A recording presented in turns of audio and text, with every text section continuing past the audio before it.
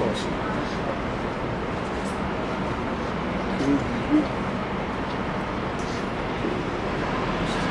Ok. Et ça dit ici, ok. Ça dit... Petit sur les iPhones, je déteste les iPhones. Ok, ça dit. Et après ces choses, je vis un autre ange descendre du ciel, ayant grand pouvoir, et la terre fut éclairée de sa gloire. Et il cria puissamment d'une forte voix, disant, Babylone la grande est tombée, elle est tombée et est devenue l'habitation des diables et un trépère de tout esprit ordurier et un cage de tout oiseau impur et haïssable. Ok? So, ça veut dire que quand c'est détruit, ok, ça va être un désert. Les États-Unis, ça va devenir un désert. Ok? Ça va pas être, tu vas pas voir les gros maisons, les gros buildings comme tu vois ici, ça va être tout détruit et ça va devenir un désert sur les oiseaux impurs, ça veut dire comme les vultures. Tu connais les vultures qui mangent quand les animaux sont mourir, ils mangent, ils parlent de ça. Des lizards, des choses comme ça qui habitent dans les déserts. Ok, il va habiter là, c'est ça qu'il dit. Et quand ça dit des diables, ça veut dire les esprits. Ok, juste comme les esprits.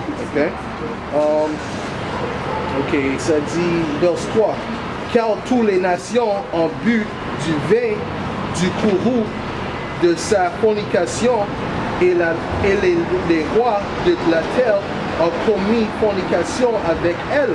Ça veut dire qu'il avait pris son philosophie. Tu comprends ça? L'homosexualité, comment tu dis ça? Le féminisme, tout ça que Babylone a proposé, toutes les autres nations, ils commencent à prendre ça maintenant. Ok? So, ça veut dire que spirituellement, il avait bu le vin de Babylone. Tu comprends?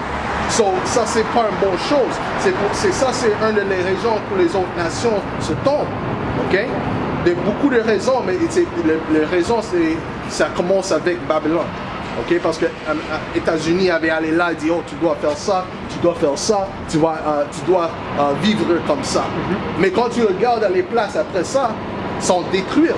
L'éducation tombe, le mariage tombe, tu comprends? L'homosexualité augmente, toutes les choses que la Bible, ça parle contre.